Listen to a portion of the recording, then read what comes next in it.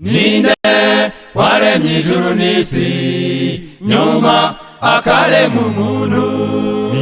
Ninde wahanitse izuba ngo rimurikire iyi si yacu? Ninde washinze iyi misozi agashiraho n'ibibaya?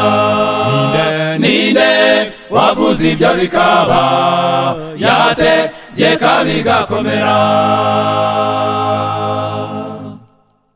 N'Imana n'Uwiteka yahozeho, iriho kandi izahoraho. Ya Aburahamu, ya Isaka, ya Yakobo. N'Imana yacu twese, niyo yayoboye Abisirayeli ikabambutsa ya nyanja itukura. Niyo yayoboye Abisirayeli ibambutsa Yorodani yuzuye. Yahamagaye Mose bazamuka umusozi wa Sinayi imuha amategeko. Yahamagaye Mose bazamuka umusozi wa Sinayi imuha amategeko. Mose arayumvira ntiyayisuzugura. Mose arayumvira ntiyayisuzugura. Kuko yari umugaragu mwiza ukiranuka. Kuko yari umugaragu mwiza ukiranuka. Ubwiza bw'Imana ikomeye buboneka ku musozi, igicu kirawutwikira hashira iminsi 6.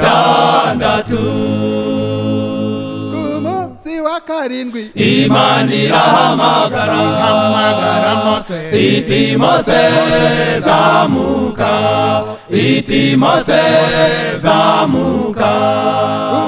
amategeko n'ibiyahamya, Iti Mose zamuka, nuyageze ku Bisirayeli. iti Mose zamuka, Abisirayeli tubwirwa nitwe. iti Mose zamuka. Mose yita ijwi ry'Imana asubira ku musozi, igicu kirawutwikira hashira iminsi 40. Umwami Imana iravuga birakomera.